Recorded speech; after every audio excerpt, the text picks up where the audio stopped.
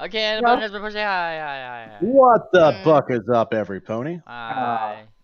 For You the 1 or keep 2 blowing the watchers. rating. Why? For the wonderful people watching, it's to Hell and Back time. Let's go. All right. So as for last time on To Hell and Back, however, does anybody want to get their hero? Okay, we'll get an extra hero point today.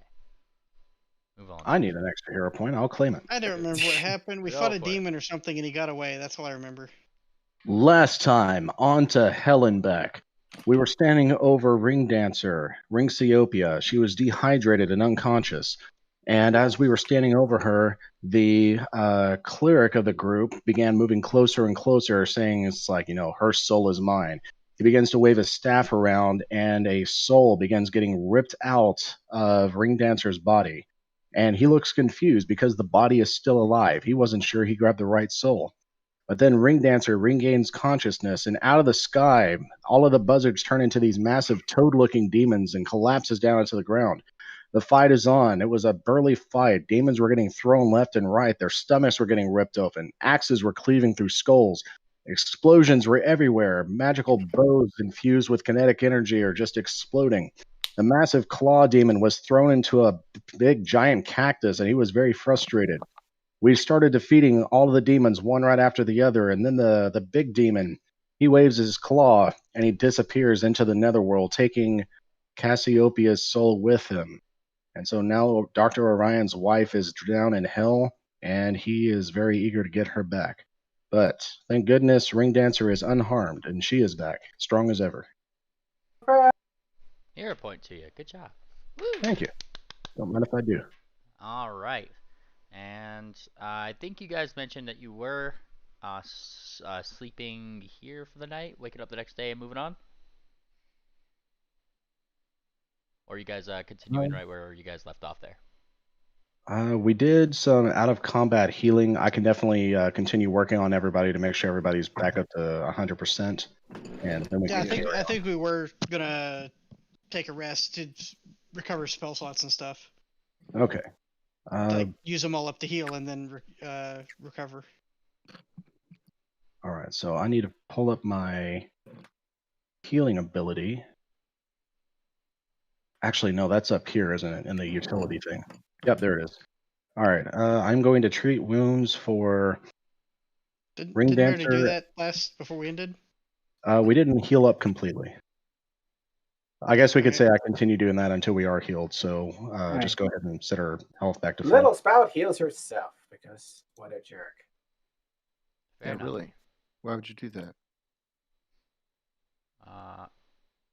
Also, real quick, it's going to refresh you guys just briefly because I forgot to enable the module. There we go. Okay, that's modules. There you go.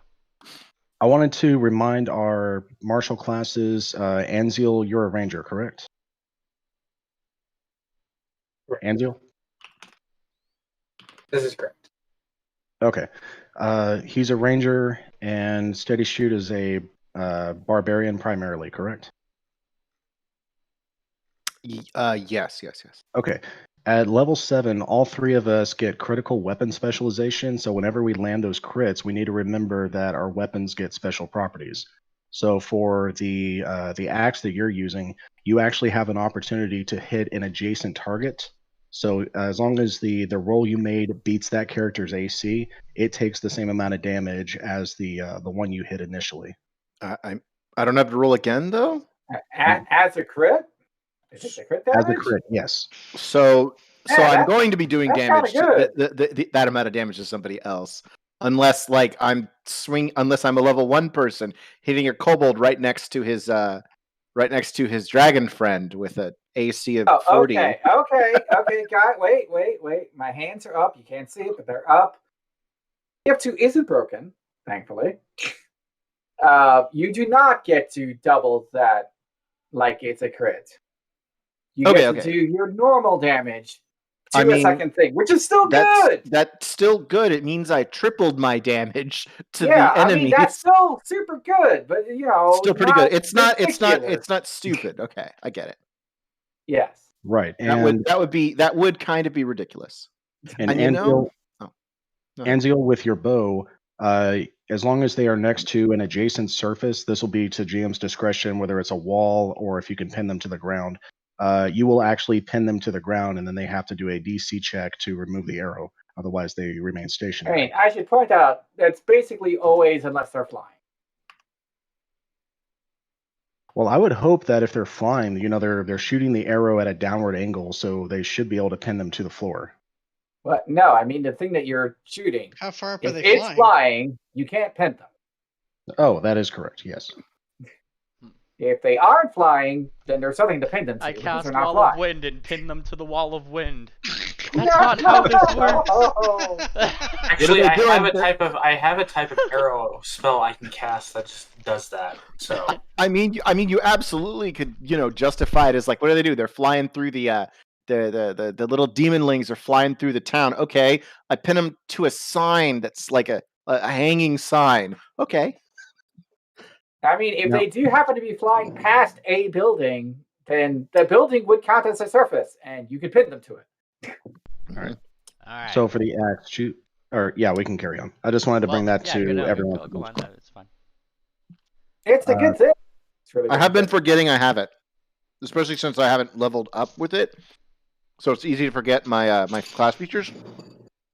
Yeah, and that's a thing. With Orion, he landed a lot of crits last combat, and I completely forgot about that.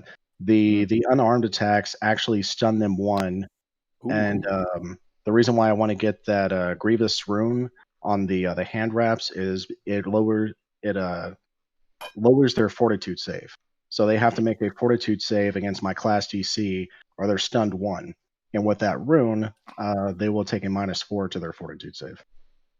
Pretty significant penalty. Be stunned, damn it. Mm-hmm. And you've been I'm reminded, apropos of nothing, of you, the GM, asking the sort of like, oh, how do you do the finishing blow? And part of me was like, I don't know, I don't really describe very much. But the thing is, that's kind of steady. He doesn't have a fighting style that has any bells or whistles. What does he do? He chops it in half. That is what he does. I take things and make them into smaller things. My first grade teacher said that I was really good at fractions. Look. Okay. This is half. This is a fourth. And look, this is an eighth. Oh boy. Alright, well rested and being healed and everything, it does take Ring Dancer a fair few hours to actually calm down from her temper. Because she seems to have been quite out of it, actually. Well, we got her water and love. Yeah, you guys pretty much saw her beat the hell out of those big cactuses that were around you, as if the spines did not bother her. And they're not there anymore. They're far off somewhere. This is how I express my anger. Yeah. She seems to have needed it. Also, she definitely seemed to need to lay down a bit because the cactus juice that person was trying to give her had apparently given her a little bit of a fuzzy head. I told him not to give that to her. How long had he been giving it to her? Mind altering. Well, you guys found her already being tended to, I remind. Nah. I got to her first. Everything. Mind altering.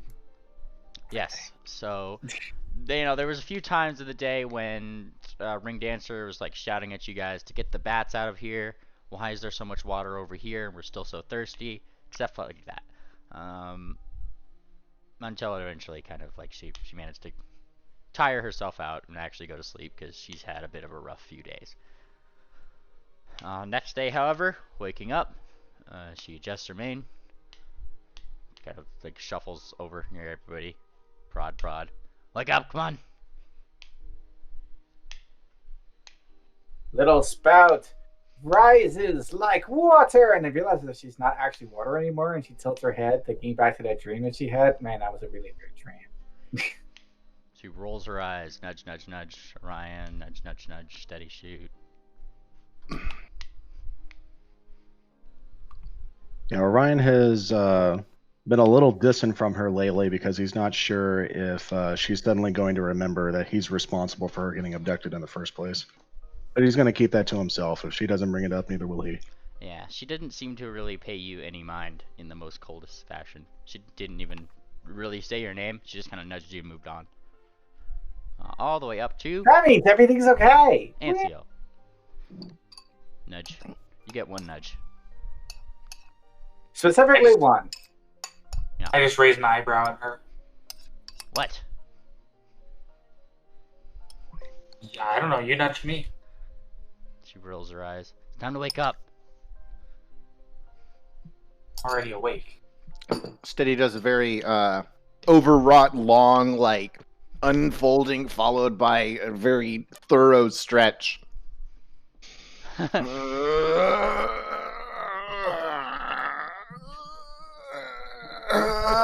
And this continues for a little while. Orion looks over to your neck. You didn't sleep well last night. I can adjust that for you. No thanks. It'll only take a second. We'll see how I am later today. All right. What's for breakfast? Do I look like a cook to you? I wasn't addressing you. I look back to Little Spout. What's for breakfast?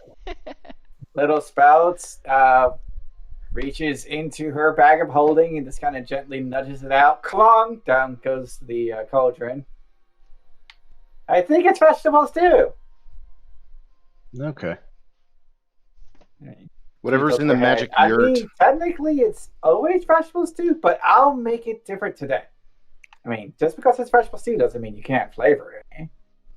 What vegetables are out here? Says Ring Dancer, perplexed. I mean, I have unfolded my magical tent, which comes with food, so... Oh. We have a selection of food. Yeah, she's... Right, Little Spell thought she was being clever when she just got the cauldron, and you were like, "Ha ha! I have something that's almost better." I'm like, "Damn it!" Remember, I have my 4-foot tent that unfolds to a mansion tent. That's right. We get to eat like kings every single morning. You guys got this tent, I Hey, believe, however, when Little Sprout Ring Dancer will was being still taken look- over, if I'm not mistaken. It's right? true. It's true. She wasn't there when we did it. We were in pursuit. I'm just saying, Little Sprout will still look super smug because she was proven right that we really didn't need the road. And I mean, we have the tent and we have the cauldron, but no one's asking me to use Magnificent Mansion, which I can at any time. Nice. Because we have a tent and a cauldron. All right, listen. Mansion. We can listen. Everybody will get a chance to make everyone comfortable at night. All right. We'll get a rotating schedule. All right. Tonight was Steady Shoots. Next night it'll be Anziel's, and then back and forth. I mean, I will point out, I did say I wanted to make like a line of spells and items just about people in D&D just being comfortable. The adventurer's life is about comfort, about results. You're just everybody's like Hillock halflings, and the whole adventure is to have the comfiest adventure you possibly can. I mean, yes, literally that. You did have the produce confection spell. Yeah, but a whole expansion of just that kind of nonsense. Like a wizard who develops spells that people would probably do to just make themselves comfortable. I'm not gonna lie, I would absolutely freaking love a book about pampering and general niceties. Like I was even thinking like a subsystem for like how comfortable you can make yourself and or your friends, and little bonuses if you're just really comfortable. Yeah, maximum comfy. Exactly. You're telling me I You've gained shouldn't blind comfy. everyone with glowing arrow. You've reached It's- comfy 6. If you get to comfy 6, immediately puts you to sleep.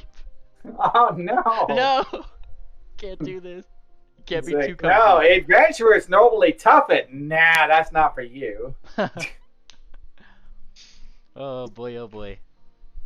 The snow is howling outside, chilling people to the bone, but not you. You're by the camp, by the fire, crackling. You hold up a little glass of wine.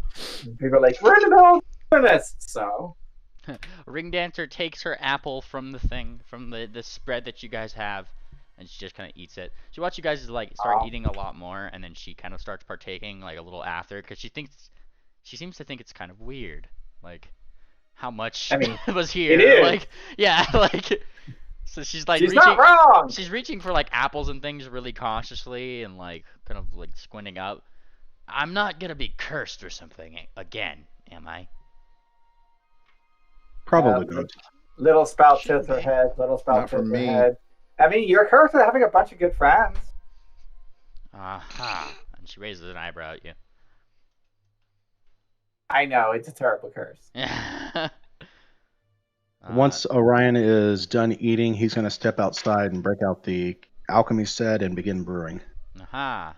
And you brew. What are you brewing? Just your spells and stuff, or your extracts? Yeah. We're building some bombs. We are building maybe a poison today. Just maybe. I'll decide. But I won't go over the allotted amount. Fantastic. And you start making things. And then right as you guys are going to take off, I assume Steady's going to pack up the tent. Something like that. You're not going to leave the tent, are you? Yes. Okay. Yes. No, yes. I'm Going packing to up the fold it tent. up, Okay. make it look pretty. You Not pack up. pretty. You pack up your tent. Everybody starts walking out and everything like that. Not in that order necessarily, but and Running Nets are just kind of goes by you as you're probably finishing up a lot of your extracts earlier that day or earlier in the day. It Yeah. bothers me that I cannot just add a permanent +1 to my spell attack. Oh my god, why can't I? And Foundry, you're trying to be too smart. it goes over next to Orion.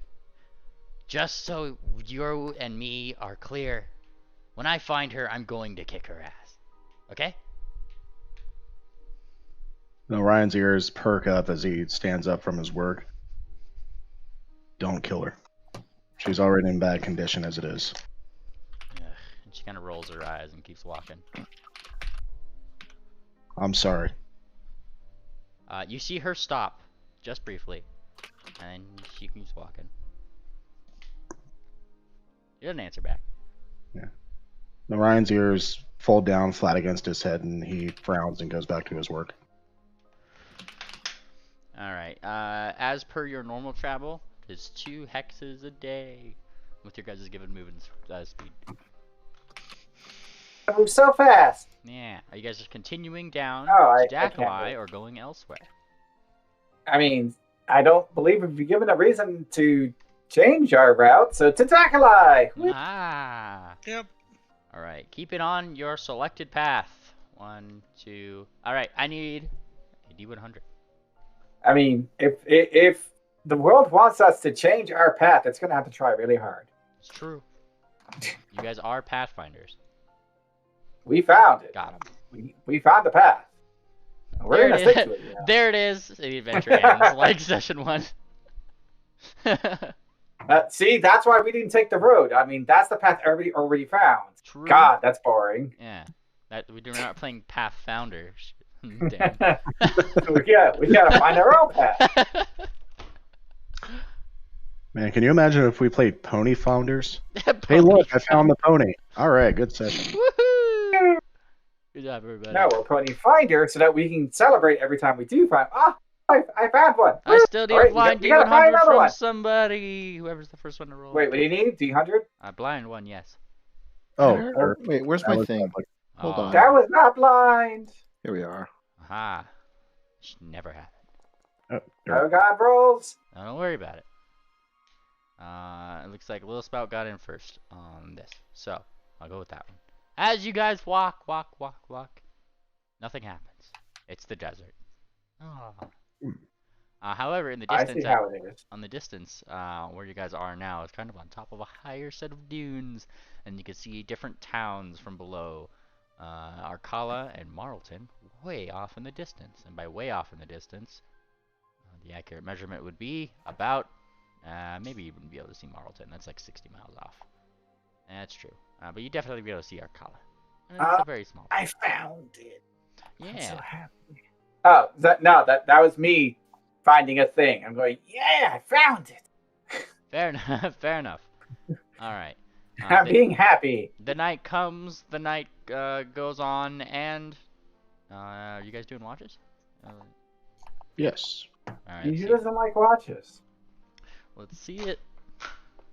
Oh, type like 1, 2, or 3, or what? I assume you guys do it in 3 watches now because of the way you guys have your set up. Yeah, but I'm saying you should just want us to type 1, 2, or 3. Well, I'm just gonna take it whoever rolls in order. Like, All right. I'll take first watch. I see how it is. Yeah, No, you did I'll it do blindly. second watch. yes. Blindly.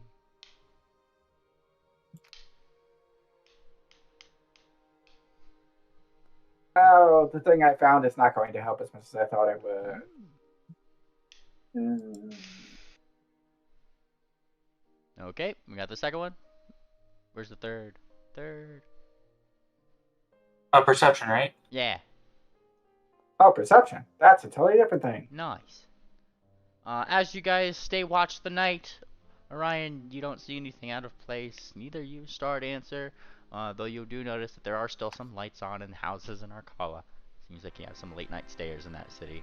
And Anseal, as the morning comes, Little Spout, heading out to go survey your progress or whatever when she wakes up, would find that Anseal accidentally fell asleep on his watch. Oh no. Isn't this the second time that's happened? I give Anseal a poke. Poke, poke, poke, poke, poke, poke, poke. I hop and say, what? And in front of you is a horrible little demon. Oh no! Well, considering I'm used to this demon, it's fine.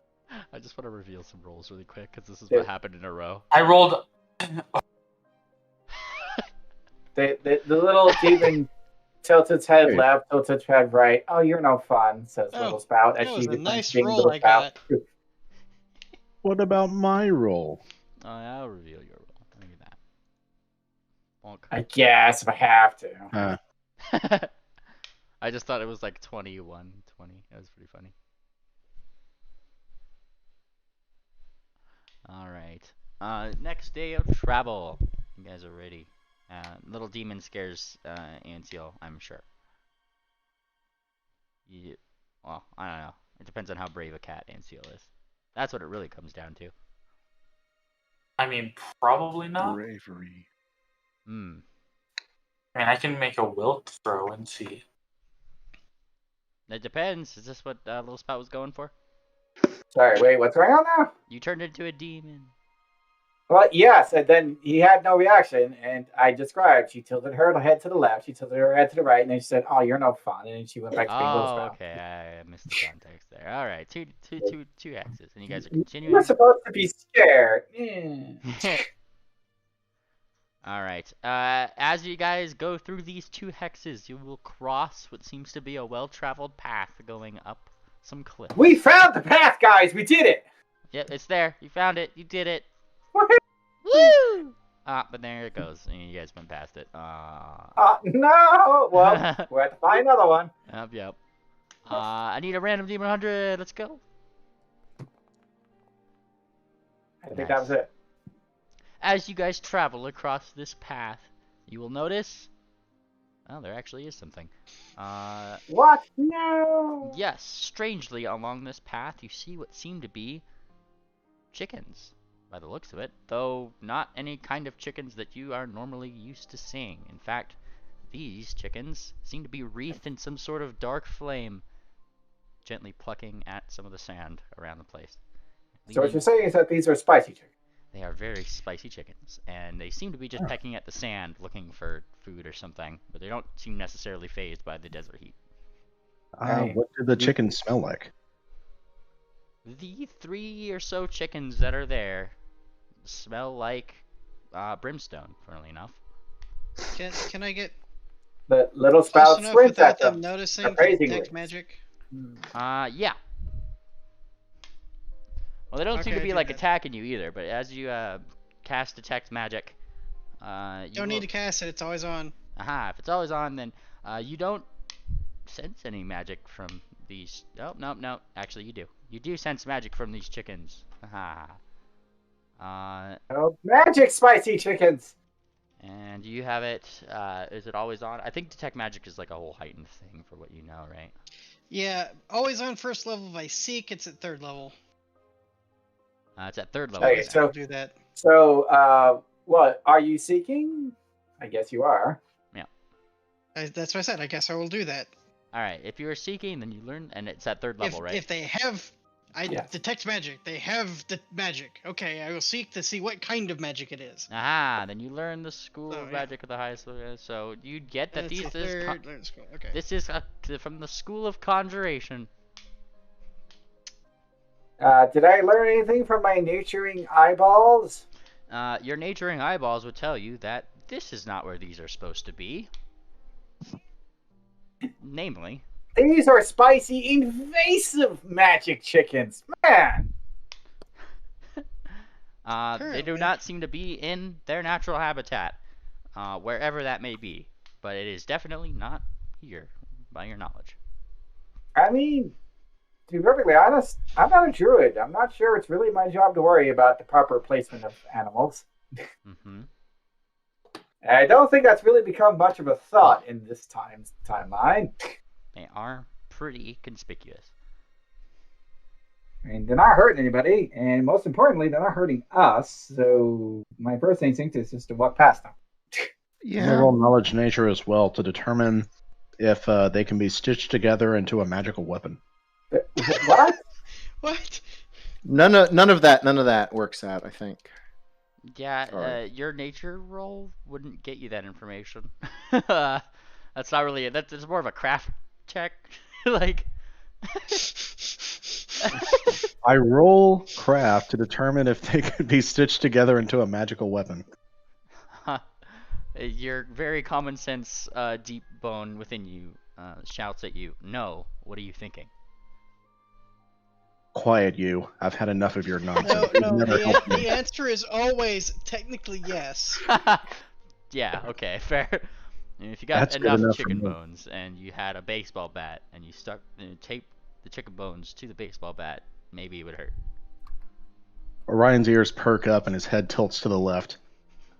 We can use those chickens. For what? We can turn them into a mighty weapon and sell it to somebody who needs a mighty weapon, like a level 2 adventurer. This little spout thrusting up a hoof. Or we can go to hell. I mean, I mean, that is sure. our destination, but I think he's trying to get there quicker. I don't think they'll get us to hell any faster. She squints at the chickens suspiciously, trying to size them up as a mount. I don't know. I think that randomly killing animals you don't need to eat for whatever reason might send you to hell. Yeah, it's a really long-term thing. I'm trying to get this done, I don't know, this month? This week? Today would be great. Well, listen, the truth is, I'm needing some extra scratch. It turns out I blew through a lot of my budget last month, and now my lab is destroyed. I really need to make some extra money. I'm just brainstorming here, folks. Well, how about do it without traumatizing someone with a chicken flail? But just imagine how amazing that would be. No. Little Spout considers how livestockable these spicy chickens are. Perhaps they would be livestockable better in a different environment, is what that knowledge roll would get you. But they do seem livestockable. They don't give any indication that they wouldn't be. I mean, apparently they're conjured chickens, maybe? I mean, that was more about using her farming lore, because she has that. Yes. Wait, if these were conjured chickens, that means they would just disappear, wouldn't they? That's well, I mean, conjuration magic doesn't necessarily mean they were conjured. They could have stepped through a portal and still be reeking of conjuration magic. We don't know. Star Dancer, you're always the voice of reason. What do you think of my chicken flail idea?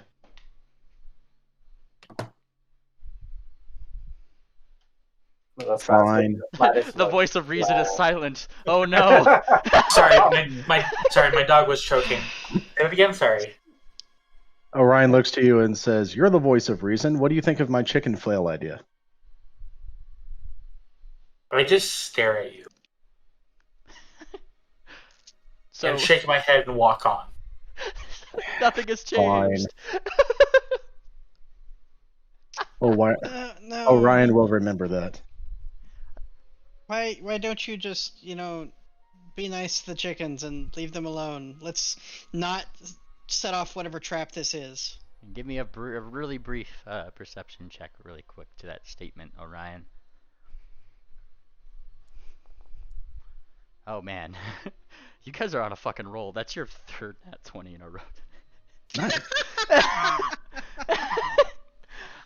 You hear Ring Dancer just very casually to the how you like wondering how cool a chicken flare would be.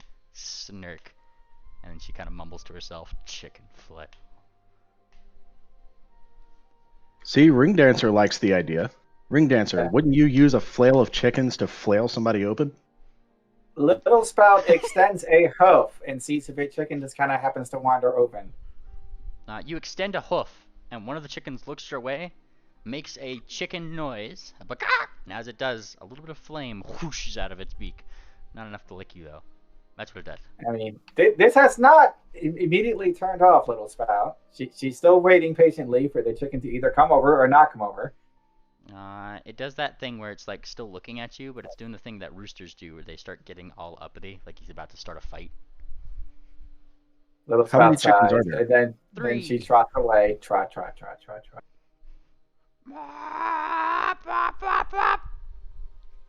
Orion, Okay, they're not friendly chickens. You probably want to get them as an egg, but if you got them as an egg, then you could make an awesome spicy chicken farm.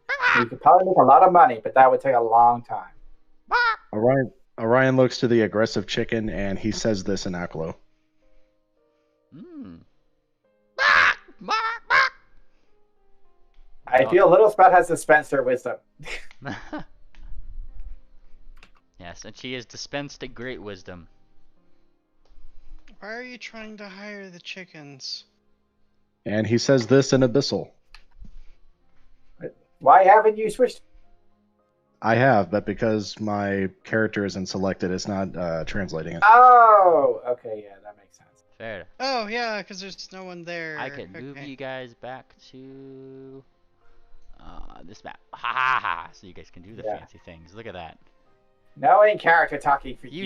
You say the abyssal thing in Abyssal. They continue to get more and more wild and start like running left and right.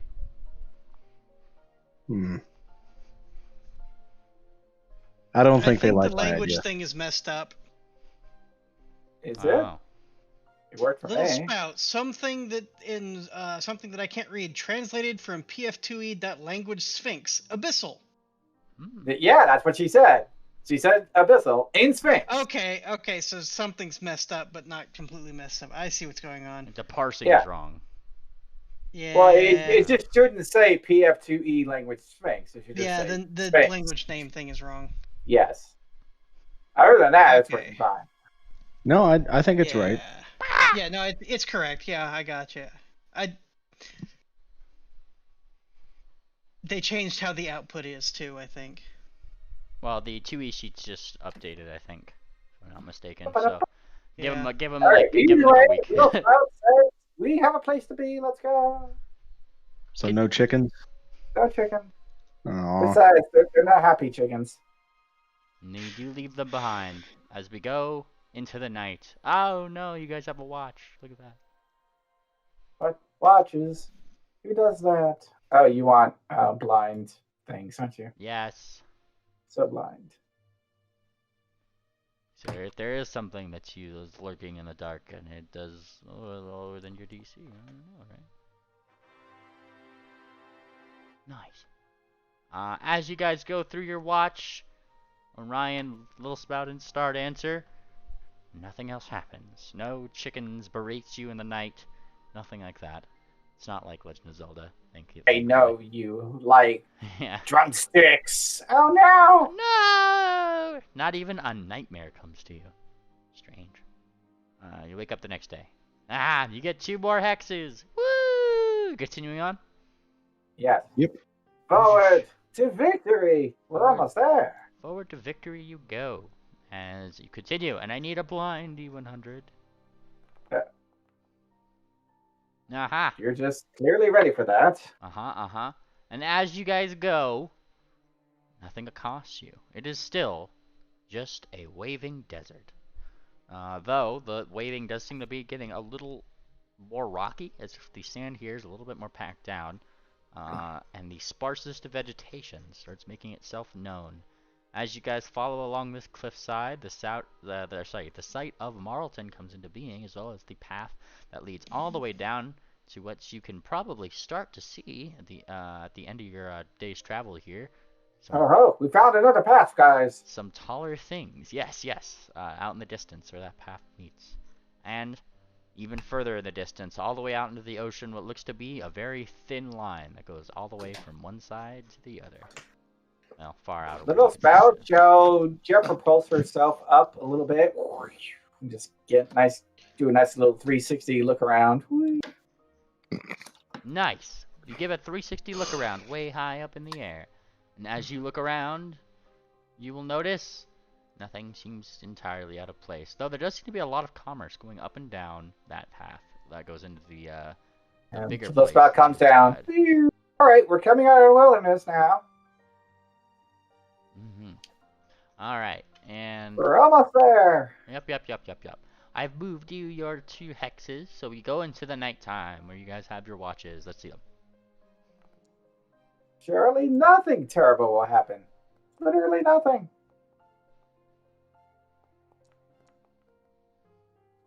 Aha!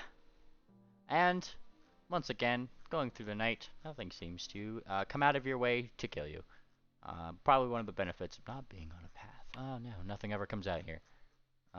Except for, the occasional lizard and some dinosaurs that you guys utterly decimated before. They seem to be leaving you alone now.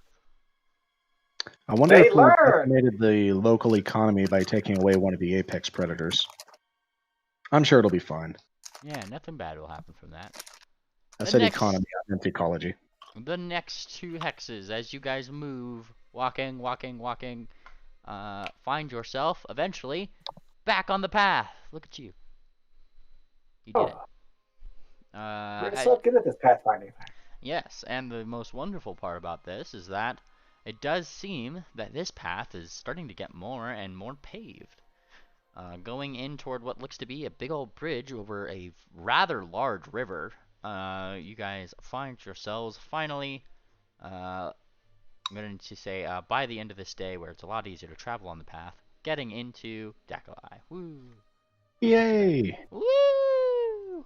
Alright. I bring you to Dakalai!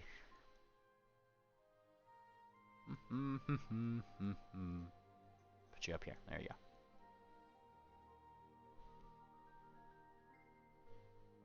Hey, I've seen this map before. Yeah. You guys are in Dakalai.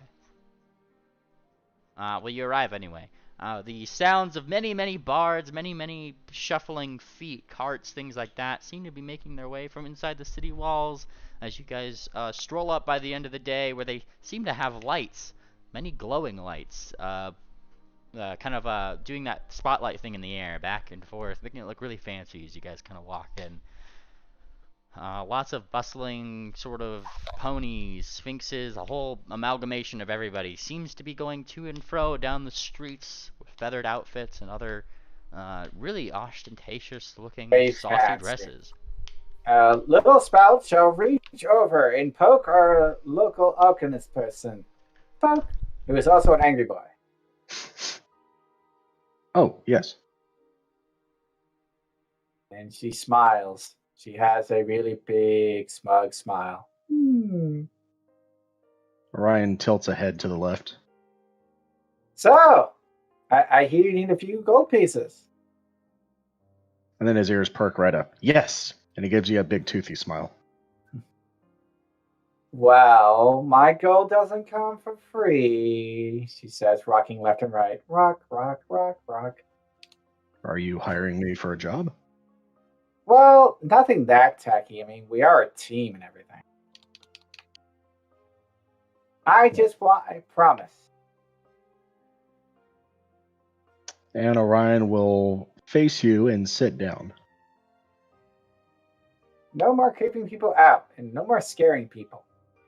She nods firmly. By creeping people out, what do you mean? She sighs. Resting her head on the flat of a hoof. Well, Oh, how to put this into words? She is now When you- tapping her with the hoof. Tap, tap, tap, tap, tap, tap, tap. When you exhale, you blow a little bit of wind in Orion's face, and he catches a smell. And he starts sniffing the pony next to him. Like right there. Respect their space. Oh, Ew. sorry. And then he runs away. Okay. Okay, respect spaces. Don't be scary. That's all I got to do. I mean, unless we're in the middle of a fight, in which case you could be as scary as you want. Not a problem. I can handle that. She nods. How many gold are we talking about again? Let me do the math. I'm gonna need. Let's see. 1, 2, We'll skip need- it. I need 445 gold. Actually, I'll need a little bit more. I need 35 gold for the wraps, which I can get on my own. That'll bring me to 230. I will need 470 gold pieces. She rubs her cheek. Boy, you're not cheap. But I promise the quality of my work, and I guarantee it. She tilts her head. All right, I just asked you to not be creepy, and I'm reasonably sure I could be wrong. You're still going to be a little creepy. I'll be on my best behavior. Squint. Look at the squint. Look at that squint. I'll be on reasonably good behavior. All right, she says, putting up her hooves. Well, we're a team, so if you're outfitted, that makes us better outfitted. We all win, right? You know, That's Ryan, like rule number, she squints, 32? Rule number 32 of adventuring. Ryan gets a big smile and he starts jumping up on his hooves. Okay, so where do we go to make the gold I need? What? No, what are you talking about? We're not making gold. That's illegal. It is? She tilts her head. Oh, you mean earn gold. I thought you meant actually like making gold, which is technically possible, but very illegal. I didn't know that was illegal. I was actually looking into that. I mean, if nobody knows you made the gold, then it's not illegal. But I mean, you can say that about almost every illegal thing ever. Well, see, there's this thing that alchemists can do when they get really, really good. It's called a philosopher's stone, but it's really And I'm sure if they expensive. told the local king about it, he'd be really upset. Well, I've never had to deal with a king before. Maybe we should go And talk. let's not start. So we're not going to make any gold today. Let's not start. That's, first that's time- pretty good. It's the first time I've heard Little Scout use proper reason. Okay, so don't be creepy. Respect personal space. Don't make my own Respect local gold, laws. and don't get the king involved. I can do that. Definitely. That's not the king just of all. good. That's just good common sense. I will admit that's not one of the early adventure rules, but it's in there. What is it? I think it's 112. 112. Don't piss off the king. Right. Okay, so where are the scumbags He that makes you need to everything turn inside awkward. out so we can get your husband back? Oh well, see now you have my interest. But first, yeah, you need money, right? And Yeah. so she crawls upon herself and stuffs her snout into her bag of holding, which is itself inside her saddlebag. She reaches around, and then like coins just start like dropping as she just like blinks them out. Ting, ting, ting, ting, ting, ting, ting, ting, ting, ting, ting. And she starts making a little mountain of gold coins. You And guys are Orion just- will- you guys are just doing this in the interior of the city. Yeah, Orion will unfurl his wings and kind of make a semicircle around Little Spout so that way nobody can look and see exactly what's being dropped. Probably offside the city, but yeah. Gotcha. So she Or will off the side, inside, whichever. She will take out 450 coins. Is that enough for you to afford what you need to afford? Let's see, with 450 coins. Calculators, they do the work for you. Calculator, 450, she does that. 255 will get me 705 gold pieces. That won't be Uh-huh. enough for me to get both items. That'll be enough for the room, but I'll be 30 short for the hand wraps. You hear a clink next to you, Orion, as you start doing your math. A small bag of gold lands next to you. Before looking up, you see the source is just Ring Dancer, who's walking away. She gave you 30 gold. Here. Ryan, Ryan slowly reaches out, pulls the gold over to the pile. And it's about this time when you do see a guard kind of approaching you guys. You know that kind of thing's not legal here. Clear off! And he's like, he's looking at you, Little Spout, actually. Go on, clear off! Trading money isn't legal here? Oh, I know what you're doing in this city. Out here trying to Little sex Spout. everyone up. You? Clear off. Little, I little, would little be Sphinx glad tilts to her have head you to the tell me left. what we're doing in this Go city. To the house to the right. Hold on, there was two things going on at once. Star is like to the guard, I would be glad to have you tell us what we're doing in this city. You, and he points to Orion, are paying this one, he says as if talking to a 2-year-old, pointing to Little Spout, for a fun time, and aren't then I you? interrupt him. I interrupt him, is paying him to buy hand wraps. And she's Yeah, I'm the one. and with he the coin, and he and squints. That's just No, no. weird. Yeah, he squints a little bit. I don't care if you call it hand wraps now. He says with like a little bit of a raised eyebrow. Still illegal. No, Orion puts a literal wing magic up. hand wraps that you use to punch things.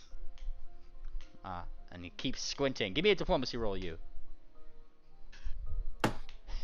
Don't worry, there's nothing saucy here, only violence. Just still calling it hand wraps is just a really unfortunate name for what you're getting. I mean, it's not just hand wraps; it's mighty hand. And he squints so hard, keeping his eyebrow very, very cocked and raised. Orion will turn to face the guard and he says, No, you don't understand. You see, I'm on my best behavior. And Orion will put a ring around Little Sphinx and he says, You see, we're always having good times because we're partners. Give me a You're deception not roll. helping. I'm not deceiving him. I'm being honest. At least Orion thinks he's being honest. That's not how that works. Give me a fucking She said we're partners and that we're going to have a good time together. Deception, you. Little Spout throws a paw in the air. We're adventuring, partners. Adventuring. That's what I said. No, that's not what you No, said. that's not what you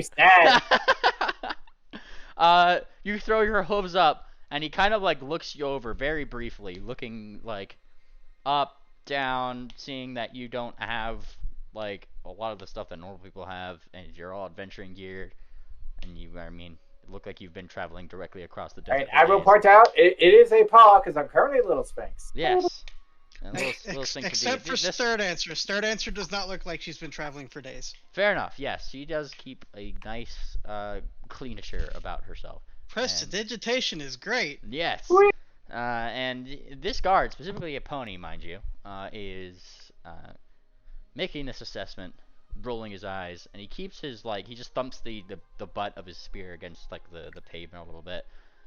Well, you shouldn't be dealing money right here in the gate. And he kind of points in the city. Get yourselves going. Yeah, I'm Go on. not sure why they're doing that, but we'll go ahead. And he kind of No, shoos you off. Orion will take all the gold and put it into his bag of holding. He kind of watches you guys as you guys kind of go out. You see him briefly go to some other guards and say some things, and they look your way. But then past there, he doesn't really follow you.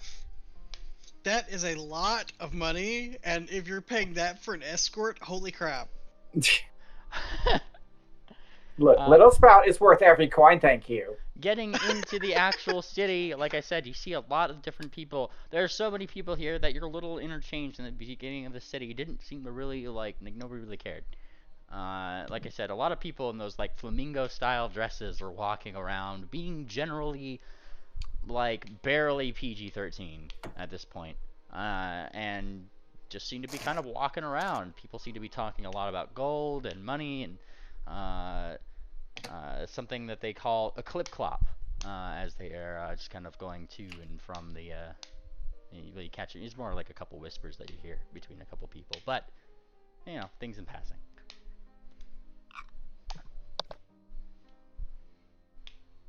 All right, now, where do I go to buy what I'm looking for? Aha, that would be a knowledge local.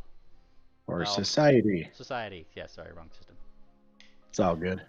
You're looking for hand wraps, right? Hand wraps and a rune. A You'd grievous rune, to be exact. You'd figure runes and that kind of thing are probably best known, well, where you should be getting them, at probably the Bannerman's headquarters here in this city. Adventurers tend to typically know either enchanters who know how to do that kind of thing, or where to get that stuff enchanted, or what. Because not everybody is going to be of the magical variety. Right. Steady shoot. You're a Bannerman, right? It's true. All right. They would probably know best about where I can get what I need. Do you think you could vouch for us? Well, yeah.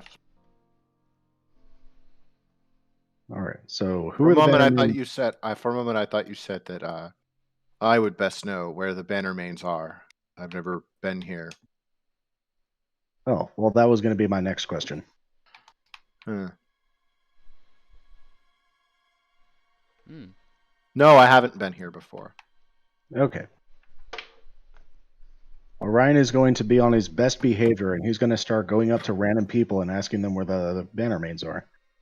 You start asking them, and a couple of them start like, a couple of them like kind of avoid you, kind of like you're like a homeless person, some kind of hobo that's going through the street asking for Going change. through the street, Yeah, a yeah, violent hobo of some a kind. very violent. Some kind of hobo that breaks the law about intentional killing. Yeah, something like that. They keep looking. They keep looking at you funny. Some of them kind of going to the side, though. A couple others like, you get like 2 silver in the exchange actually for this. Orion. Just kinda, no. Yeah, they just kind of like chuck it at you. Just say, just leave me alone, and then kind of chuck 2 silver at you. One of them just kind of walks off. Though there's a more helpful couple that kind of generally point toward the center of the city while maintaining their distance. One of them kind of gesturing in that direction about some hedges that may look like dice, and something about somebody named the High Rollers. Ooh. Okay, so do y'all mind if I move the party token? Go for it. I'm attempting to move the party token. Aha. It is not moving. It's not moving, is it? Oh, well, I could change that. Oh, I think it's because I put the party token down. Where are you moving it to? Ping. Let's see. Going this way because we were gestured. Whoosh. And Orion is maintaining his distance between other ponies and sphinxes because he's respecting their personal space of a 2-foot bubble. Fair enough. You guys see Orion really trying. Now are you guys just continuing to go in this direction, or where are we going? Where are we going? Going this way. Trying to ping, not pinging. But yeah, oh, there we go. Continuing to go in that direction. Aha, and as you continue going in this direction, the sight of a large building presents itself to you, with a bustling market around the underside. A big building itself seems to have the sounds of much music coming from the inside of it, as if there are a bunch of musical players in there. Probably far too many for a standard type of building, because, man, that's a really loud whatever is going on in there. And Orion is going to get a pep in his step, and he's going to keep dancing, asking people where the high rollers are.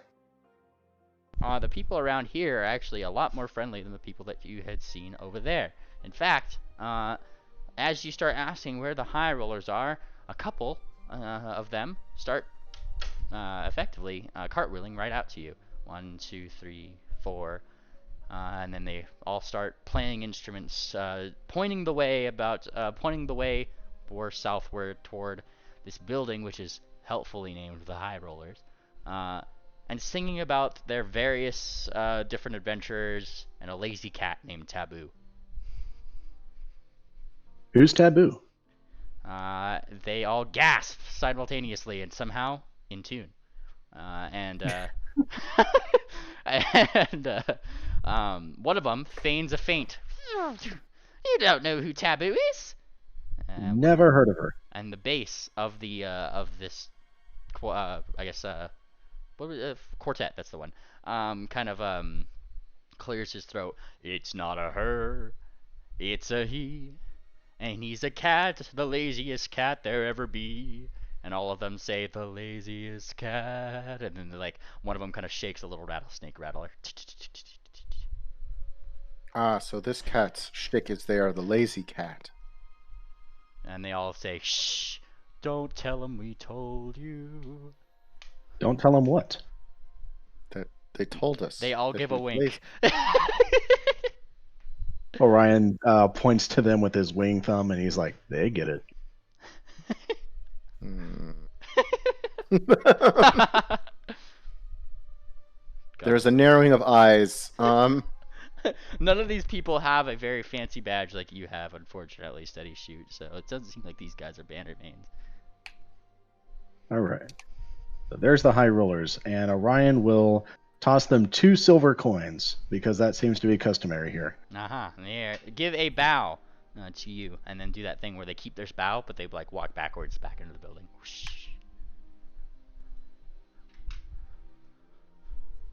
All right, Steady Shoot. How about you take point on this one?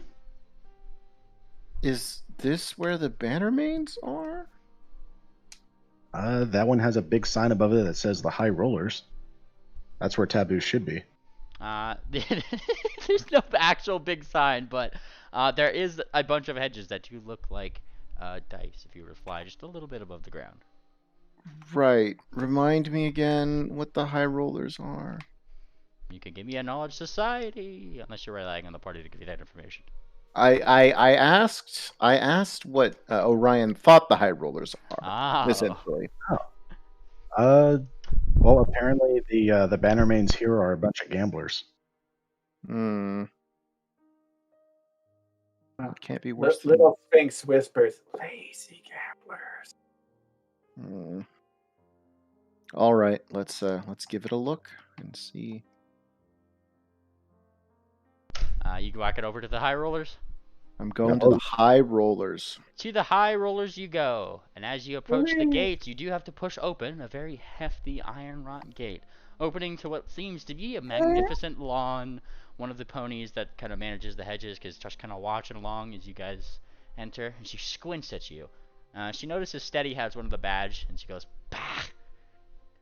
and kind of like rolls her eyes, keeps doing her work, but no one really accosts you or gets in your way until you find yourself up closer to the door, where ahead of you on this path you will have seen a pink sort of pony with a blonde curly mane going down her side, and what seems to be a zebra who is sitting next to her, looking thoroughly annoyed. And there's she seems to be like kind of pounding on the door. "Open up! I know you're hiding it in there!" And she's like shouting at the door. Excuse me, miss. You're not on your best behavior. I would know. The zebra, to your statement, replies first, saying, "Tell me about it." And she kind of turns around and like rolls her eyes at you, Orion. Well, she doesn't really roll her eyes, but she turns around, seeing you, looking up and down, and then really quickly, what seems to be pulling out a small tinfoil cap, affixing it to her head very tightly, and squinting at you. Oh. "Are you a Bannermain?" Little Sphinx tilts her head. "I promise I'm That's not." me. And she looks at you, and she squints. She looks down at your badge. She squints even harder, and then she walks right up to you, Mr. Steady Shoot, and jabs you in the chest as good as she can. She is not Nantian, but she still reaches up to you. Yes. She jabs me in the chest, to which there's like no effect, just like thump thump. Thump thump. "You better get Steady your looks main stitch out here. You hear me? I'm not from the area. I'm on to him." And she kind of squints a little bit. Squint. And then the zebra to this kind of rolls his eyes. "For the last time, broad! These Bannermains have nothing to do with what you're looking for, dame." And she kind of shakes his head. "Ugh. Women, right?" And he looks up to you, Steady Shit. There again, it's absolutely stone faced, just like.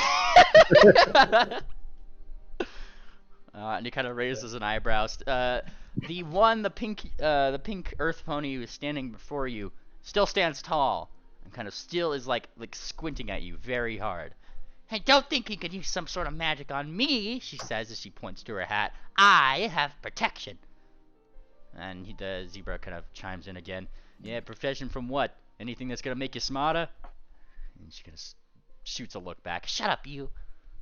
Yeah. What are you guys doing?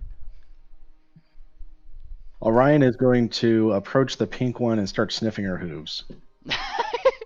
You approach. Who's the person that says dames? Who is that exactly? Like Zebra? yeah, the zebra is the one who's Damon. No, the other person. The person who made the sarcastic comment about it. Other That person. was the zebra. There's one zebra here. 2 people. Oh, okay. Yeah, the really crazy Hey, mare that's and the right. zebra who seems done with her shit right now. Mhm, Yep. And he, mhm. the pony, the mare who you're going to go sniff her hoof, she kind of pulls her hoof away. And she kind of pulls it back and smacks you across the face, as if. He shakes his nose. What did she smell like? Pain, because that hurt. I know that smell. Who else have you been hurting today? And she like squints at you. Is this some kind of joke, you and your Bannermane buddies? And she squints at your chest. You don't even have your badge. I'm gonna tell your main stitch. I'll have you know I only have one Bannermane buddy. There he is. I point up to steady shoot. I knew it! She says triumphantly, looking at you. I knew you were up to something. Was that a tall joke? And she smiles. Why, yes, it was. Get better material. Hey! And she turns around, and the zebra actually, like, to this, pulls out a cigar that he was kind of smoking on, puffs it, and seems to chuckle as little, like, bursts of smoke come out of his face.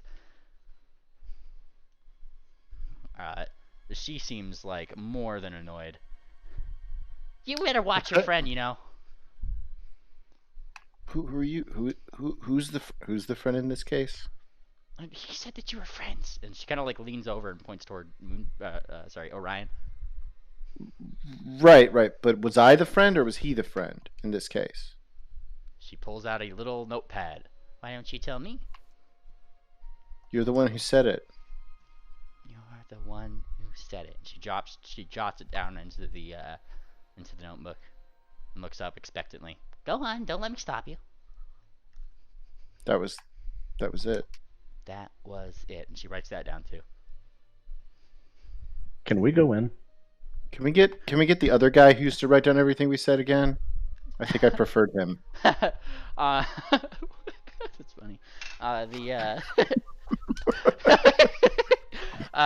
As you ask if she could be let in, she continues writing, not looking up from her writing. You know, I'd let you in if I could get in. I need a word or two with that cat in there. He knows something, and I need to know it for my next article. Okay. And this is where you actually... This is literally like, okay. Okay. This is where the couple of you, like, just standing in here would definitely notice that there's a couple, like, curtains. Like, there's definitely somebody watching you guys from outside the window, but they're keeping the curtains pretty closely drawn. And they definitely have smiles on their face, like they seem to be having a blast.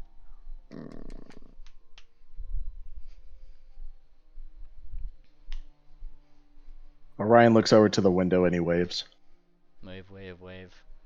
And, like, one of them kind of, like, briefly makes himself a little bit more shown and does the shh, like, sign to you, like, don't wave, shh, go on.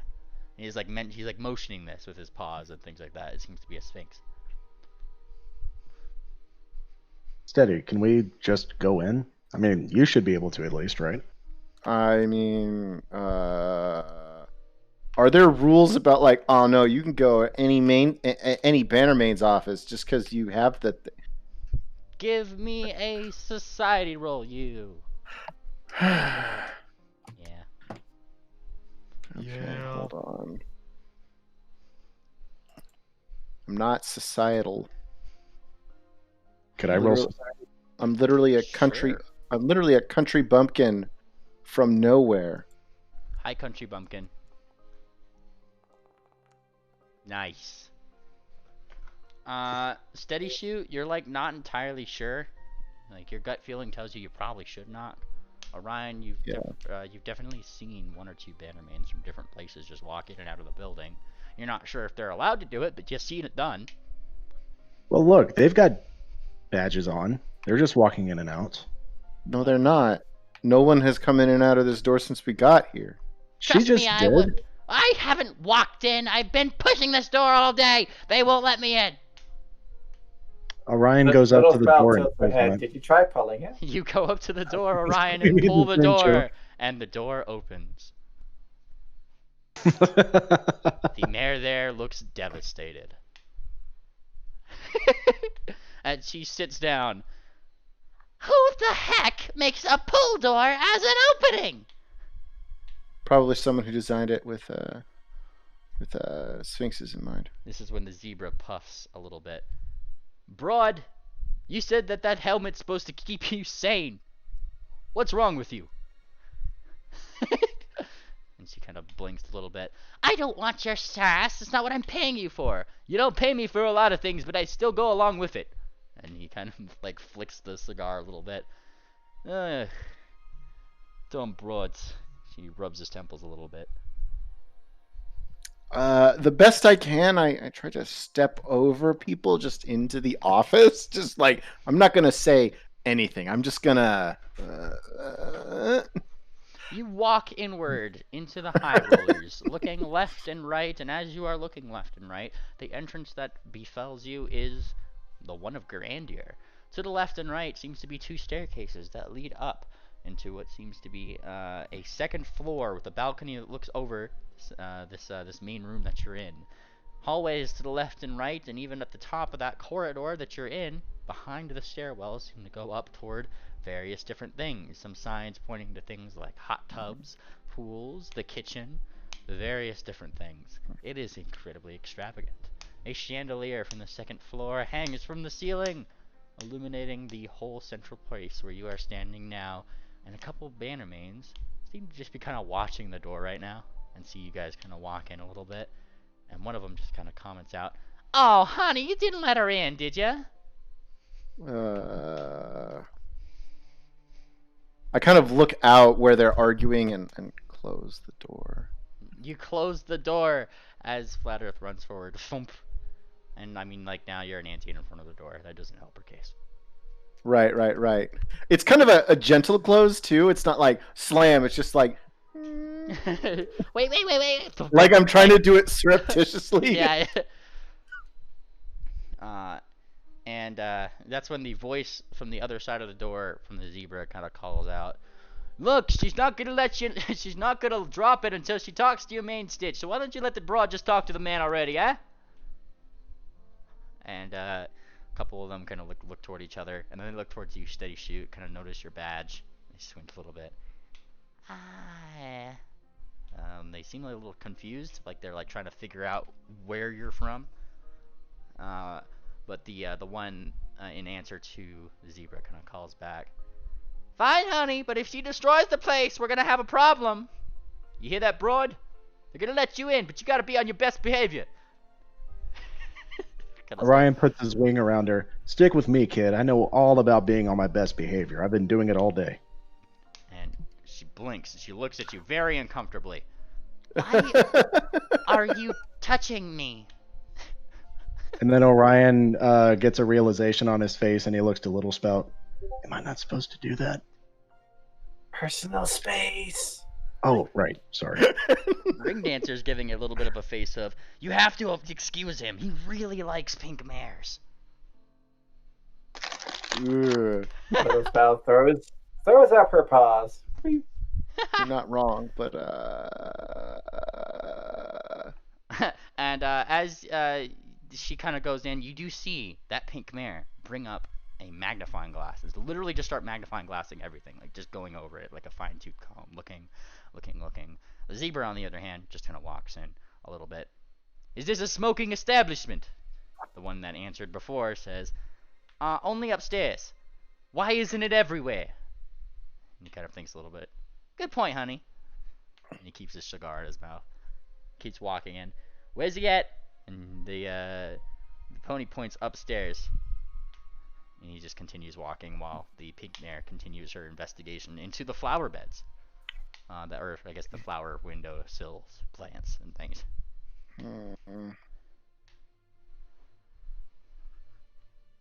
Maybe we should go, but I also feel just a little responsible. And this is when the pink mare goes up to you, steady shoot, with the magnifying glass, looking you right in the eye. Responsible for what, may I ask? All these disappearances? I'm sure that you are responsible for it, aren't you? Out with it! Come on!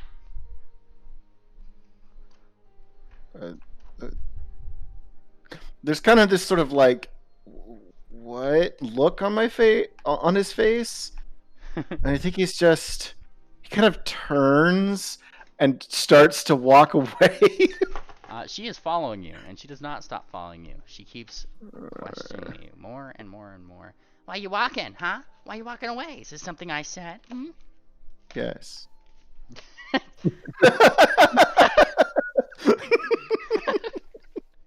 Yes.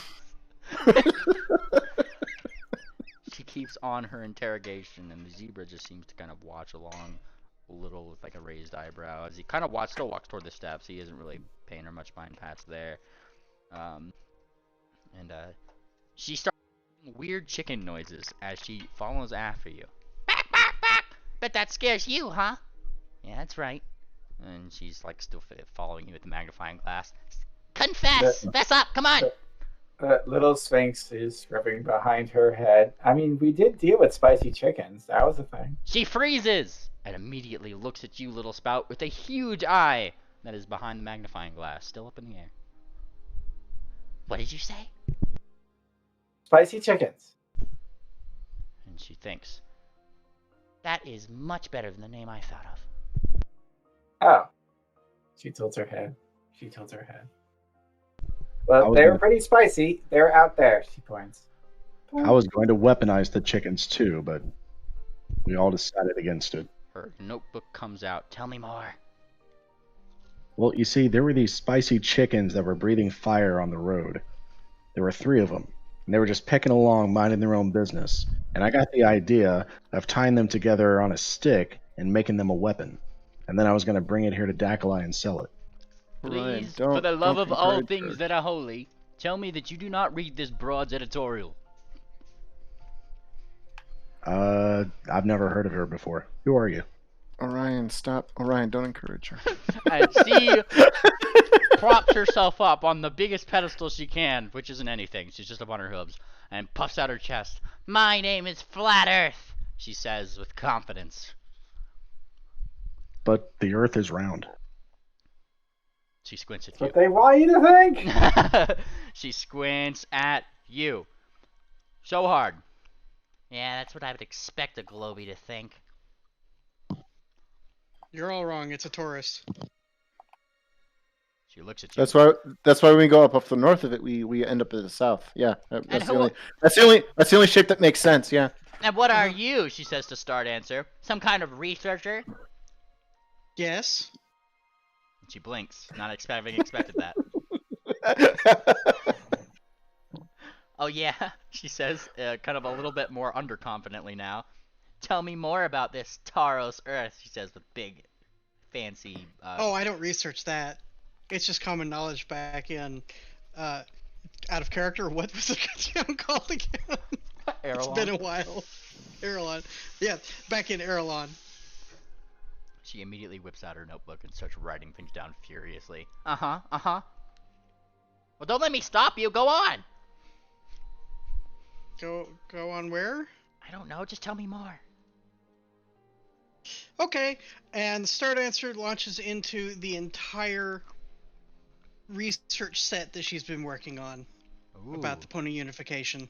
Oh man, she's gonna eat that shit up. Which has nothing to do with tourist planets.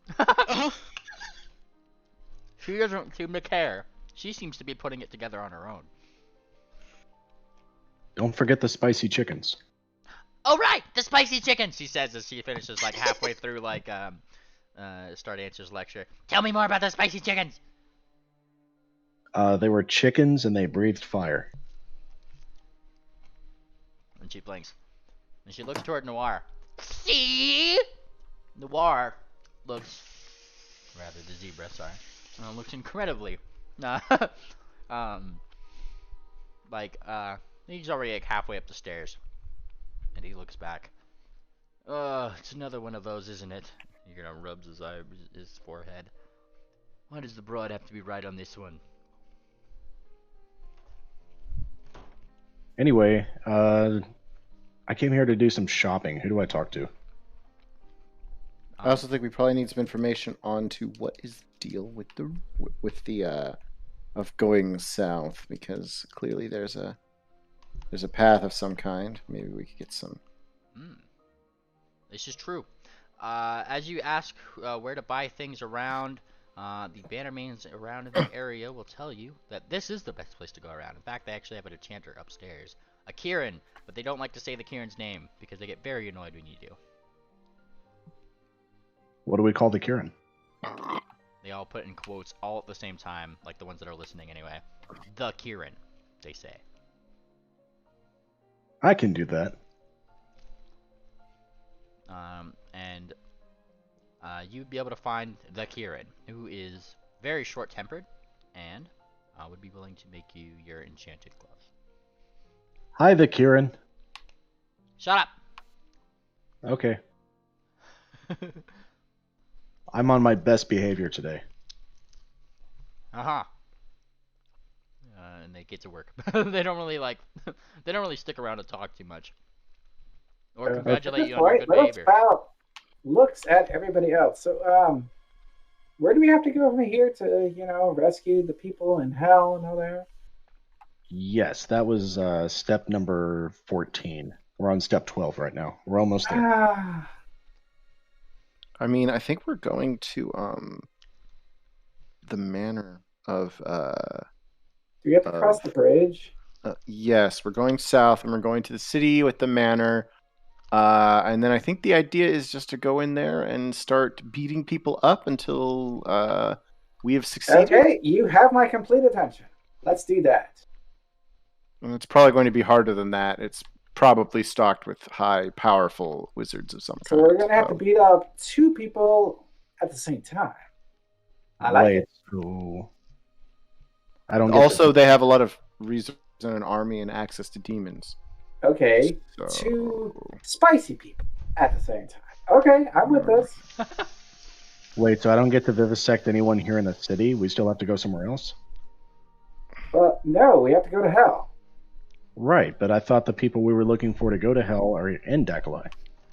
Are they? They look at everybody else. I'm pretty sure we're still going south from here. Yeah, no, it's south to the other. We have to go across the bridge and then further south, and then there's to the west. How many more days travel? Too many. We're mostly there, but I suspect the final steps are going to be the longest ones. Maybe not the longest ones. We were in like time loops, and there was the problem of the of going into those.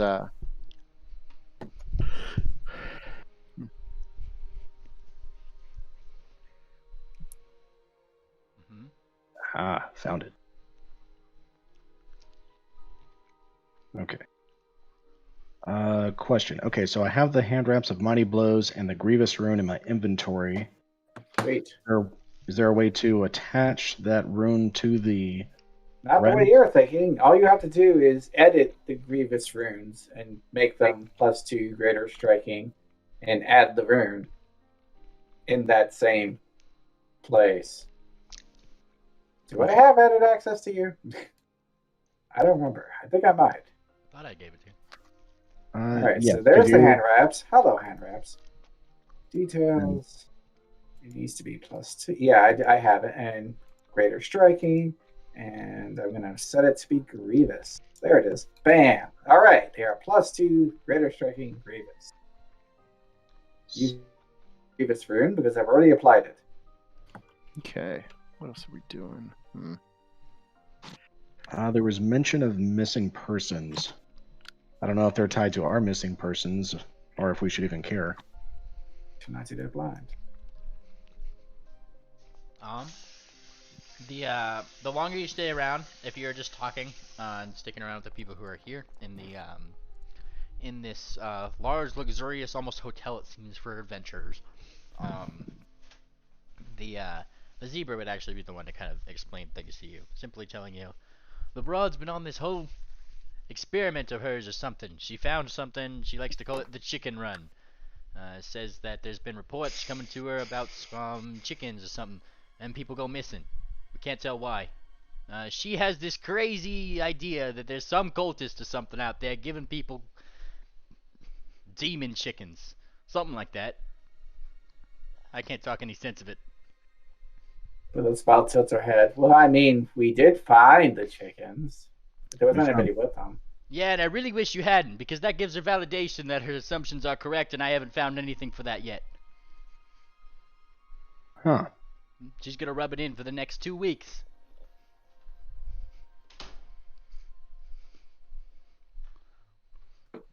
Should we care, or should we just move on now that we have what we need?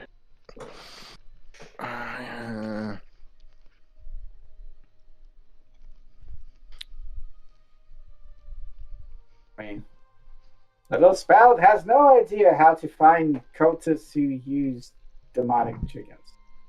Mm-hmm. I mean, if we're not lucky, it's probably gonna be, not Anseal. That sounds like a good Isdal's, reason to not go in the direction we're trying to go. yeah. If we're lucky, it's gonna be related to Isdal's family again. Because that's how it seems like most of the things are. You know, it's not his fault they're complete assholes. It absolutely isn't. But we'll blame him anyway. I'm not even blaming him. I just don't Too late, already remember. I just don't remember their name, and I don't have anything else to call them, other than his family. The Azar family. Azars. All right.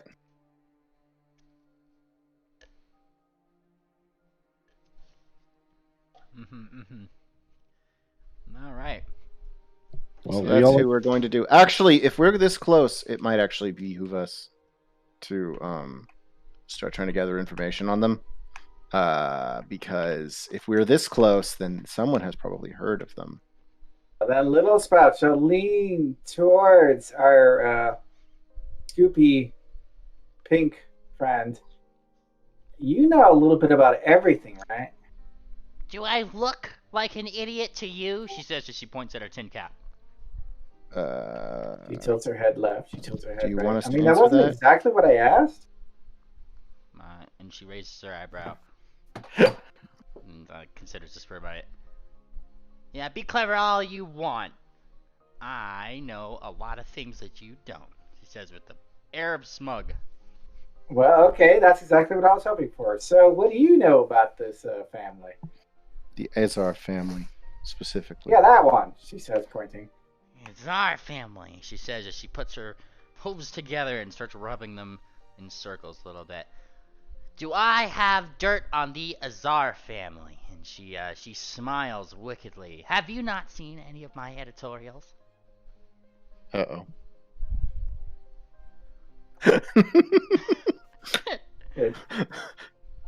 Little Spout strokes her chin with an illusionary hand, which means her chin is not actually still goes through the motion anyway. I have it under good suspicion that the Azars, she says triumphantly, are harboring a giant rock egg, and she points at you, Little Spout. Little Spout looks at herself. No, I don't think I'm a rock egg. And she squints. Well, it certainly wasn't in the Revenge of the Rock, and she kind of crosses her hooves as if her first assumption was incorrect. So they're the next best thing. And you know what else, she says, almost as if piecing two and two together on the spot. This whole thing with demonic chickens. Chickens come from eggs, she says, as she seems to be placing invisible red lines between A to B to B to A. The big egg! The Azar families! It's all connected! And she, puts her hooves up to her head. Thank you! And she gives you a hug, and then runs off. Woo! Little Spout looks to the zebra. Yeah, I think you have to make sure she doesn't throw herself off her roof. Oh, I'm really hoping she does. And he stays there. He's not like running after her or anything. Then why don't you just leave? Because she's funny. And one time at its end, she always comes up with something that seems so ridiculous that leads to something bigger. And that's what I'm here for. The paycheck and, you know, the investigation. Okay. She gives a shrug. Well, if she left, then maybe I can talk with some other Bannermains and see what they know. Give me a society check. I believe it's society, right? For long term, or is it diplomacy? That's probably diplomacy. Wait, what are you trying to do? Gather information. Gather information is diplomacy. Alright. You're specifically asking people to tell you things. As opposed to society would be remembering. My stats are good for diplomacy, but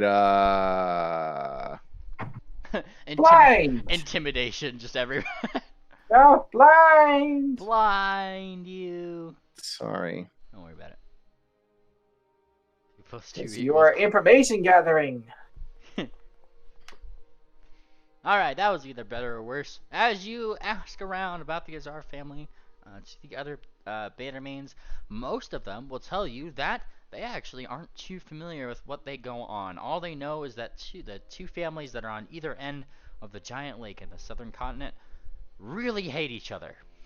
Really hate each other. What's the other family? The other family is something I actually never considered. I'm going to have to look into that. Oh. I mean, look at you. If we're looking for allies, you know. Fair enough.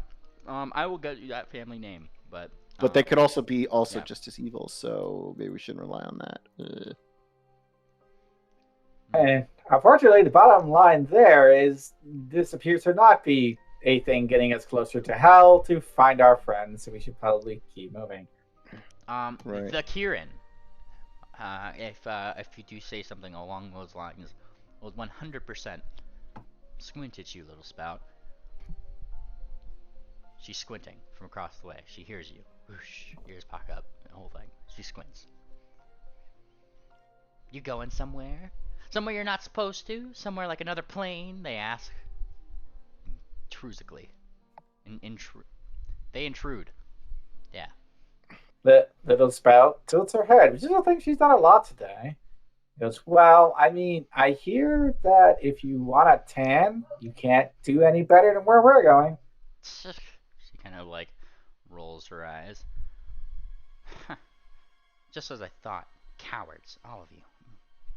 Don't even want to go to the places where you're not supposed to. And she says, like with like the big. She tilts her head the other way. Well, I mean, I know some people are supposed to go there, but I don't think most people want to go there. And then she kind of looks around, looks at your chest. Are you a Bannerman or something? You came in with one. She says, almost like not answering the question, but seemingly wanting to get to the bottom. No. I am entirely a freelance adventurer. She says, looking like super smugly proud of herself. Where's that other one then? The one with the badge. Oh, he's in there. Point. Stomp, stomp, stomp, stomp, stomp. Right past you, little spout. You're welcome, steady shoot. Alright. Boop. Steady shoot. The Kieran. I turn. The Kieran is looking at you. Oh. It's, the Kieran. That's right, it's the Kieran, she says. You've addressed her properly. Look at you go. And she looks up at you. What are you doing here? I think I'm gathering information and trying to figure out. Yeah, I know. Yada, yada, yada. You're gathering information. You're getting things. I know how the whole adventuring thing works, she says, somewhat like snidely. I need to know what you're doing here. What are you doing? We're passing through? Yeah, I've heard that too. What are you really up to? She squints. Adventurers and much less Bannermains don't come all this way for nothing, and I know that badge you wear is nowhere from around here. Are you? He peers really close, trying to decide if this is actually secretly what's it called? Flat Earth. And No, I don't say anything about it though, because I think that would immediately end this conversation.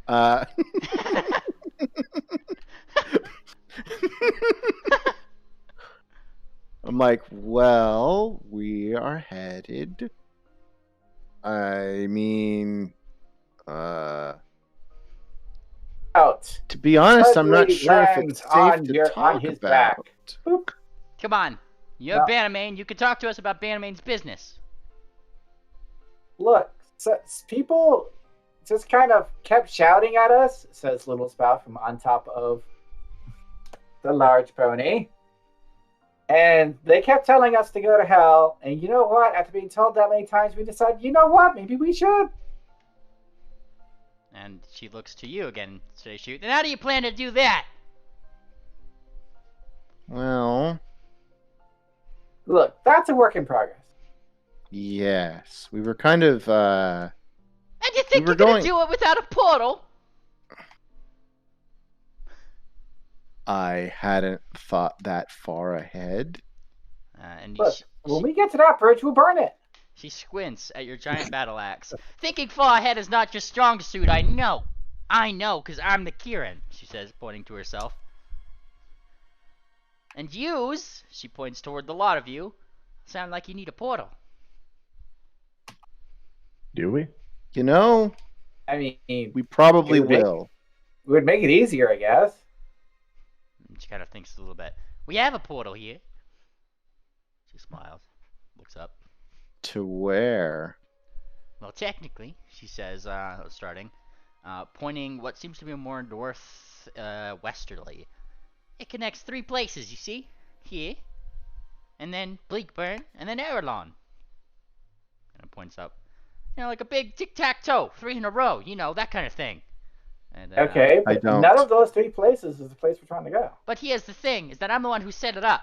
That's right, all me, the Kieran. She points to herself again. Don't forget it. Points to you again. You're the Kieran. I am a Kieran. And she nods. It's a very true fact. Another truer fact has ever been said in the world. And she shakes her head. But I'm getting off topic. And then she takes a deep breath. I'm the one who made this portal. I get to tell her where it gets to go. You got the stuff for me. I get to carry out my experiments. I'm trying plainer stuff, you know, the big things. Ooh. Oh, Experience. you should get. You should. Oh, is Star Dancer still explaining everything to that other? No, she mare? ran off. Remember? Yeah. Oh, okay. Well, this would probably be Star Dancer's interest. Star Dancer's interest. Star Dancer looks a little sad that she ran off too, because it's like someone was finally listening. Right. Well, now we have someone else talking about researching and. Don't worry, Broad. You'll appear in the next article. Don't you worry. You'll never leave her board now. Or her eye.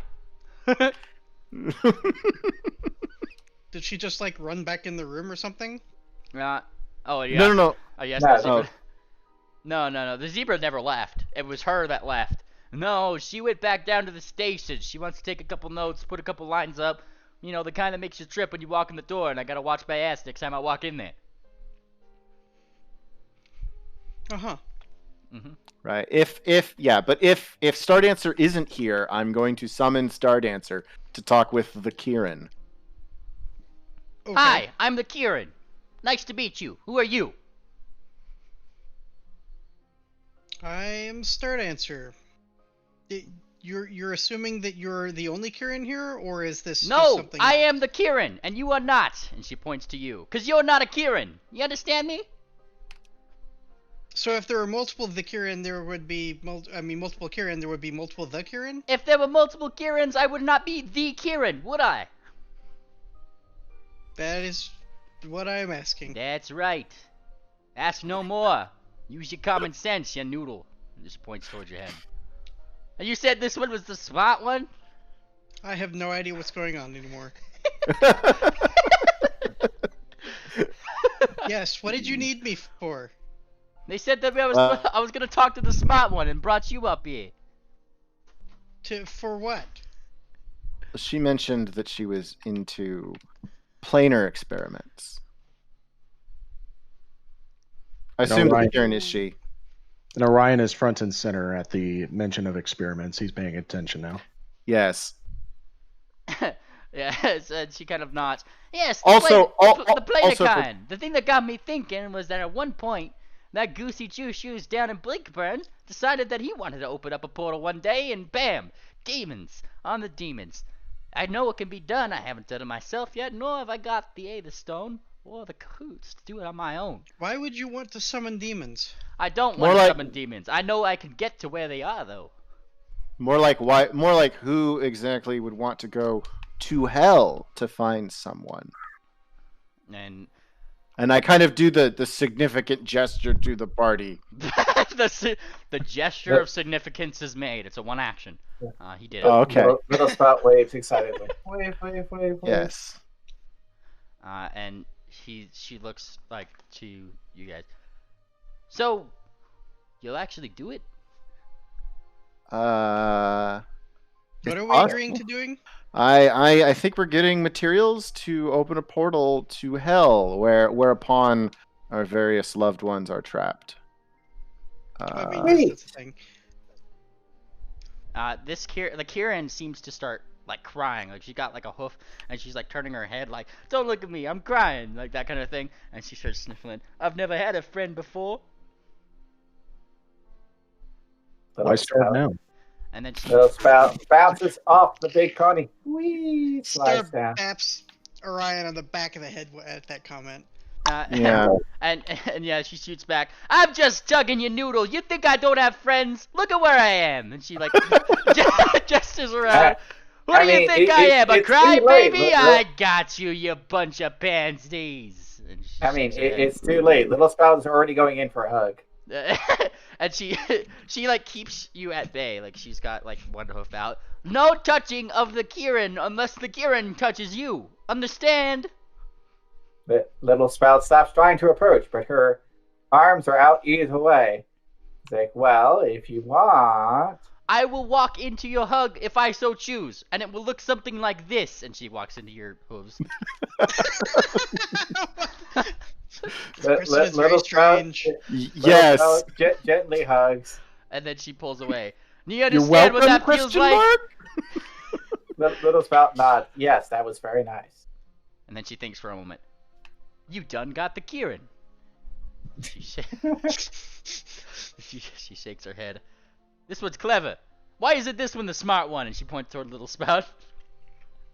Cleverness and smarts aren't the same thing. Ah, you adventurers and your intelligences and wisdoms. Make up your mind.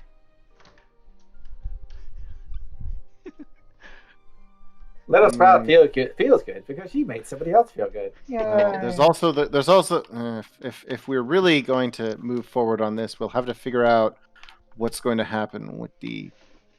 You wouldn't happen to know anything about the Azar family, would you? And she kind of raises her eyebrow a little bit. I don't have dealings with them, but I know that they're a trade family. They do that kind of thing back over there. I don't really know what their craft is or what they trade or what their feud is with the other ones, but I know they have it. Hmm. And honestly, they kind of add in a little bit with like a thought. If you get enough of the materials I need, I could probably get you there in a lickety split if you really needed to go there. Doesn't really take like 3 weeks to travel, you know? That's why we set up these teleporters in the first place. Got one here, you might as well use it, right? Right. If you said you were missing something for this portal, what was it? And they kind of snap a little bit. Glad you asked. It's a little something I like to call Aether Stone. You ever seen it? Yes. Wait, we have? When? In the mine. We were buried in it. You remember that Aether Yeah. Stone that you saw with Yeah. the Earth? Remember the mine? The primary result was Aether Stone. It was the primary thing that was mined there. Oh, right, where the slaves nearly died. Yes. Rare stone, you see? We need it for portals and that kind of thing. I need a few bit of it to get where you're going, and to make the installation permanent. They say with like an air of keeping their voice down and looking left and right to make sure nobody else is listening. Well, I Hang mean, on. we were in a mine that had some of it, but it's kind of Far away. And garbage. well far away and also invaded And not by- ours? And also not ours, but also, invaded by a bunch of really angry Earth elementals that we promised to leave true. alone.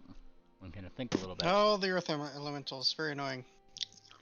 Well, have you considered looking somewhere else? I'm okay with that idea. Well, listen, you'd say it'd be about a 3 weeks travel for us to get to the people we're going to tear a new one open for. I mean, how long is it going to take for us to get this stone? Depends on if we have any here in town, probably. There And you this go. is a big, rich town with a bunch of rich, hoity-toity people, so... Well, I mean, if we're being asked to go get some, I doubt that they have any in town to just go get. Right, as wonderful and magnificent and talented as the Kieran is, probably not here. And Uh, they start thinking a Maybe little.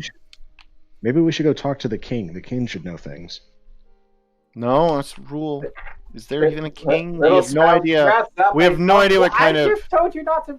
We have no involve the idea king. who's in charge of the city. Remember, adventuring rule. Don't get the king involved. Oh, right. And if it was a thing What are we you discussed talking about, before, wouldn't the kings? Kieran just have already asked? Oh, what was that? I mean, there are probably more rare reasons. I don't know. Do you know where we can find either stone? How about that? Are you asking the Do Kieran? I know where we can I'm find either asking. stone? I'm asking the Kieran. Actually, yes. Oh, Excuse okay. me. You probably don't know, and if you did, I mean, maybe you could roll like a knowledge check to rack your mind or something. But That's what I was gonna do. The Yeah. Kieran will tell you what the Kieran knows, which is that you can find a stone where there is magical disturbances in the area. As long as that thing is connected to the earth, there will be disturbances in the fields around it. Kind of nods a little bit. Little spout rubs her cheek. Would demonic chickens count? And kind of raises her eyes a little bit. That does sound rather odd. Well, we could always go back to the demonic chickens and see if there's. and maybe there'll be missing peoples in the area. We can do two things at the same time.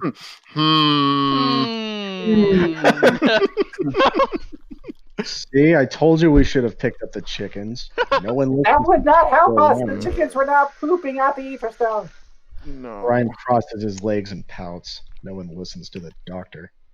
I mean, if they were pooping out ether stone, that'd be pretty valuable. Yes, it really would. Alright, alright. Eat them Calm pebbles. it down, calm it down. You guys are having revelations in front of the Kieran and not telling the Kieran the knowledge that you have procured. The Kieran needs this. Gimme. Okay, well, we run into some demonic chickens on the way here, and if that means there might be ether stones around, then we could always go back and check out the area and see if there are any ether stones. Alright, let me draw you up a shopping list, okay? Ooh, we're going shopping? I like how the Kieran got increasingly more Italian as time went on today.